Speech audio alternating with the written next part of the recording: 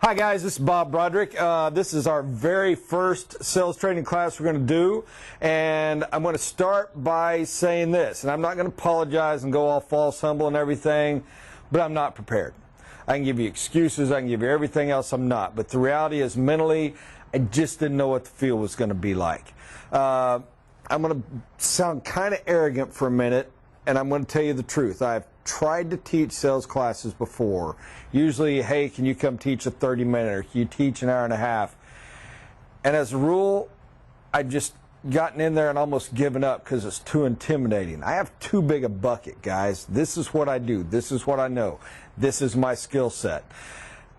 Trying to even figure out how to get people there. We're at the top of this mountain and you want me to teach how to walk across the valley to get to the mountain. It's hard to remember what it's like to be back to where you're trying to walk across the valley. Pardon me, I'm going to drink coffee while we talk. So the truth is, I'm going to have to learn as we go. I'm going to have to figure out how to structure these. I'm going to have to figure out how to shape them. I will get better. I promise you I will get better. And we will go through these. Hopefully they will have some value to y'all and to y'all. If they don't, thanks for being paid to sit here and listen to me talk. So, there's a whole lot of different ways to go about where to begin. Now, this is largely you build it. I'm going to vary, guys, over the days, weeks, months, years. Sometimes I want to focus on how to sell you build it. Quite often, I'm just going to focus on sales itself. I had an idea years ago. I really did. I think it was about 10 years ago. I thought of a book I wanted to write because I have read. Stop for a moment. Let's go to something very important. You have got to learn. You have got to study. If you are not listening to sales tapes, if you are not reading books on sales, if you are not listening to preachers and studying how they talk, don't claim you're trying to be a salesperson. You're not. You're somebody who's enjoying the fact that you're a relatively charming person and folks like you, so you get away with saying you're a salesperson. You're not. You have got to study. You have got to stay on it. Show me an engineer that graduated from, I don't care where, what's famous one, MIT in 1978, that has not bothered to stay up with the trends that's still relevant. Show me one that graduated with a computer programming degree in 2005 that's still relevant if he's not staying with it. How are you going to do that with sales? This is a skill set and a patch. Guys, my first sales training was literally, what was his name? There was a televangelist that was famous from Louisiana. Cousin of Tommy Lee Jones. I don't know why I can remember that. Do you remember his name? I studied this guy back in high school because he was terrible. What he was teaching. Well, if you liked him, God bless you, forgive me, I'm sorry. I did not like what he had to say or what he was teaching. But at the same time, he was an incredible speaker. So learning how this guy could run a crowd, learning how he could do voice inflection mattered. It had value. You wanted to get it. You have got to study those things. You have got to study people. You have got to study people that you don't like. You got to study styles that aren't yours. Some of them are garbage, but there's always a flake you can pick out of it. If nothing else, you can figure out why did what they say and how they did it work with that person. Because you're also not going to be able to sell everybody. That said, I'm going to pause for a moment. I'm going to come to my first main point. Know your voice. Know your style. If you don't, you're not going to be able to do anything. You have a voice. God blessed you with a character skill and a style. You have to be true to that. No matter how skilled you get, how good you get, you have to know you. Shaquille O'Neal cannot play basketball like Spud Webb. Spud Webb cannot play basketball like Shaquille O'Neal. So everybody quit trying to be whoever. Be yourself, learn your skills, get better at what your gifts are. Okay. You have to start somewhere and you have to go along. I paused. I got off track for a moment. I was going to say I had an idea. I wanted to write a book years ago. And I actually wanted to call it, y'all can laugh if you want, Cowboy Sales. And my whole point was how to shoot from the hip, and then I was going to lie and get a little bit arrogant and say, and always, that's the lie, you will never always hit your mark. My point being this, by the time somebody gets around to teaching sales, they're always feeling high end. It's like the politician. Once they start trying to get elected, they start saying all the nice things. Everything's up here. You're not allowed to talk dirty. You're not allowed to be realistic. You're not allowed to deal with the harsh truths. You're not allowed to say people die. You got to find a way to save everyone. Everyone must be fed. No. Some people are going to be hungry. Some people are going to die. Yes, it's hard. Hard helps. You're going to have to be hard with yourself at times. Nobody teaches sales in the trenches. Nobody teaches sales in reality. Nobody teaches that sometimes there is a winner and a loser. I love a win-win. I do. Now, here's the funny thing where I'm going to sound like a hypocrite. Over the years, I've come to realize there's a lot more beauty and truth to the other kind. But you need to know how to do both. So guys, I'm going to jump back and forth a lot over these weeks.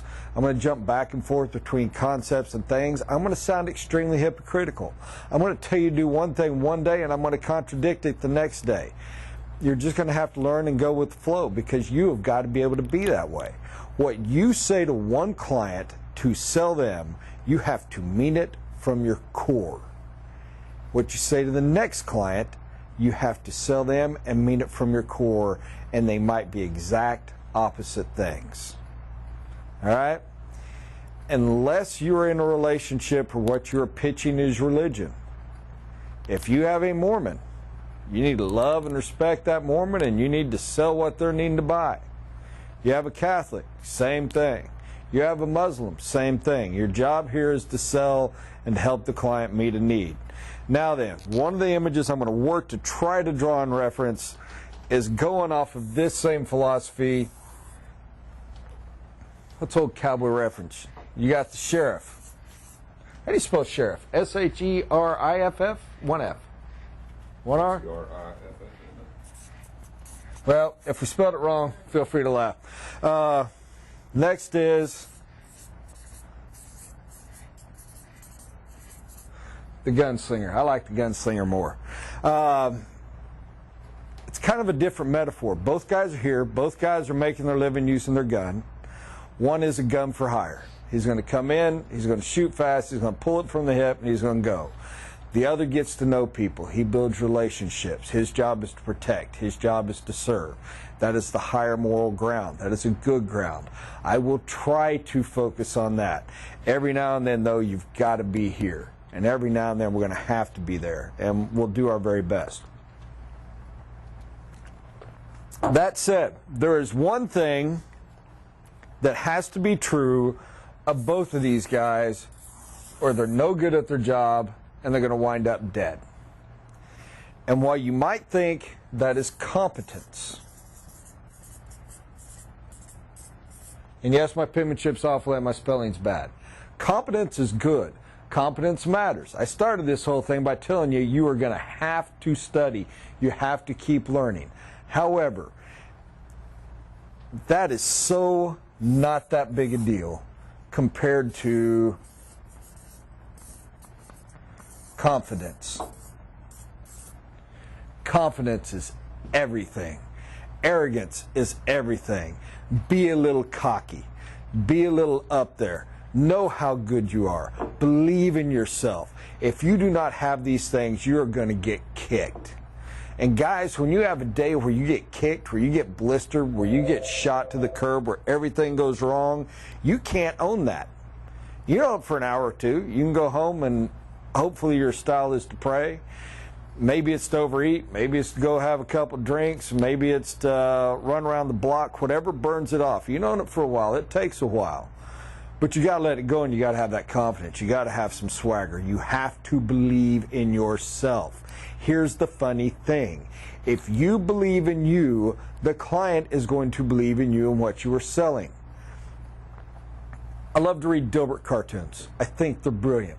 One of the funniest things in the world. Every now and then they'll have Dilbert do marketing, Dilbert doing sales, the engineer. The reason it's funny is everybody knows it's true. An engineer can't sell. They should be able to. They're the most competent person in the world. They know everything about the product. They just, as a rule, and we're talking the purist, all right? Any of y'all that are engineers, I'm not trying to offend you. The pure, nerdy engineer. Because they lack the confidence. They're always seeing the tangibles. They're always seeing what could go wrong. Well, I got to point this out. Well, I got to point that out. It's not, hey, I can follow you across the bridge and we're going to make it and be fantastic. It's, well, you know, we can cross the bridge, but if we have too many people, it's going to collapse. That's not selling. Nobody has confidence in that. Product knowledge matters. Don't get me wrong. I'm not downplaying product knowledge. But what I'm telling you is it is a far, far cry. Product knowledge confidence is way below confidence. That's why those of y'all, the few that are actually watching this with You Build It Online, you guys can sell. I've met every one of you. You could sell. You wouldn't be an entrepreneur running a business if you didn't know how to sell. All right? The kicker is most of you are builders. You let your competence get in the way of your confidence. You're so worried about everything else. You've got such blinders. You have so much knowledge, it is blocking you. I've even had debates with a few of you, and admit it, some of you don't like me because of some of these debates we've had. Quit knowing why you can't do something. There's nothing you can't know why you can't do. You can do anything. There is not a builder in your town. There is not a builder in your city, in your state. There is not a remodeler that can do something you can't do. Believe that. Know that. You want to know why? Because once you believe it, once you know it, even if it isn't true today, it will be the second you start to. And if you can't, if you really believe it, and you get there and, oh my gosh, how can they build that cheap? Then go figure it out.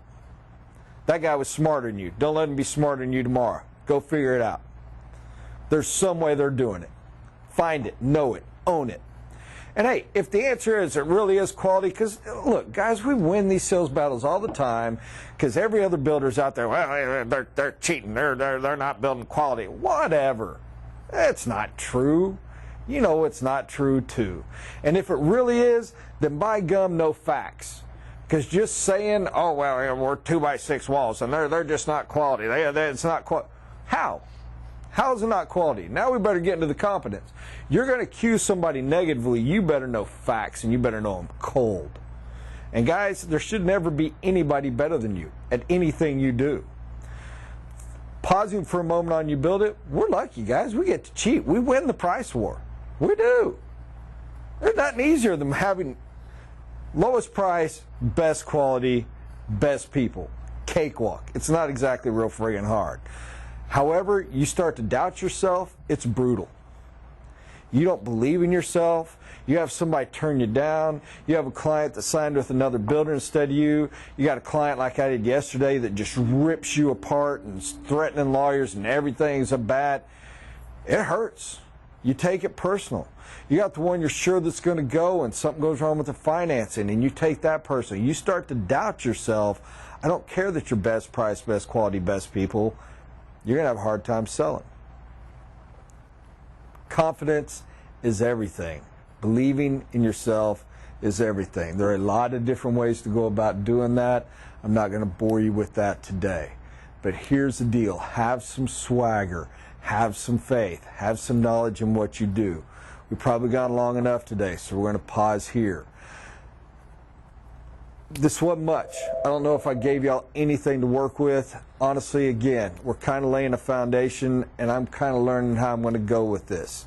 I need to gain some structure and find my way through. I will say this. It's kind of what I was saying to Rick. You don't get in shape by running a marathon. You get in shape by being willing to roll out of bed and walk a block. And then tomorrow you walk two. I'm going to do that with teaching this.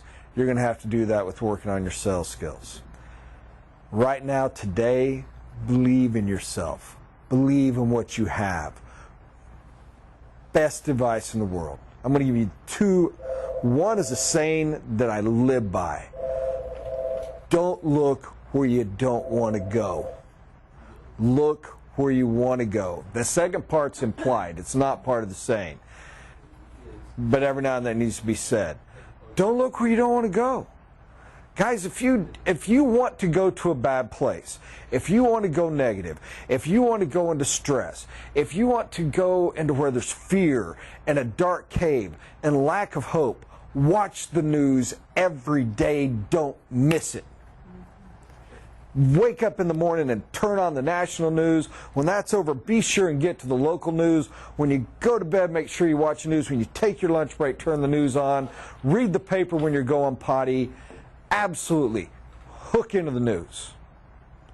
If you want to be positive, if you want to go to a place of success, if you want to go to a place of money, if you want to go to a place of profit, if you want to go to a place where actually closing sales, don't ever turn the frickin' news on. And if you open a newspaper, it better be the sports page and the funny pages. Nothing else. I know a lot of you are saying, no, but I got to stay in tune, I got to relate. You really don't. You really don't, guys. Some of the most successful, happiest people in the world were not that in tune.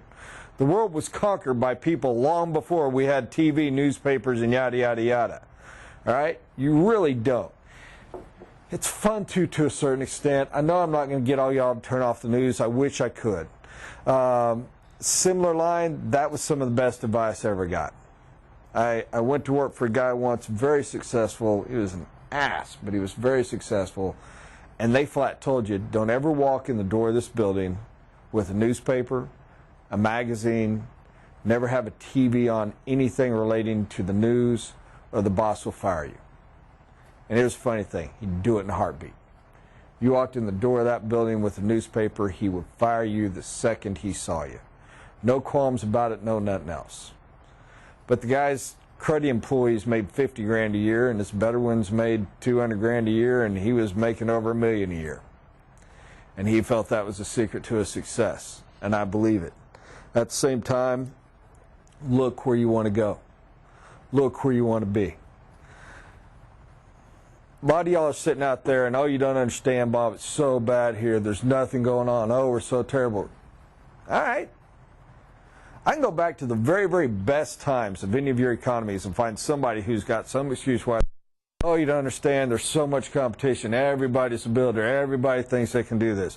Oh, you don't understand, it's going so well. All the track bone builders are coming in. Oh, you don't understand, no banks want to do loans. Everybody's going under. Quit focusing on what's bad. Unless you're in an area that has not had a permit pulled in the last month, why didn't you get that one? I know it offends you. I know it's irritating, but I'm dead serious. Why didn't you get that one? How many do you have to sell to stay alive? The guys in this room, we need 6 a month, minimum. Our goal is 10 plus. I expect 10 plus. They pulled 200 some odd permits in our area last month. Guys, I'm not focused on the 8 we sold. I'm pissed off about the 242 we didn't get. And I'm serious, why didn't we? I've got the better product, I have the better people, I have the better price. How in heaven's name did I not get the other 242? Now we can write off half of them to little local personal remodels. We can write off, people that pull a permit to build a fence.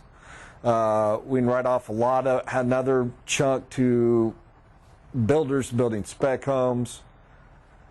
Still, I got at least 100. At least 100 I should have been in the game on. Only got 8% of those? What am I doing wrong? Tell my story. I mean, if somebody knows my story and they don't sign up, so be it. All I got to do is tell my story.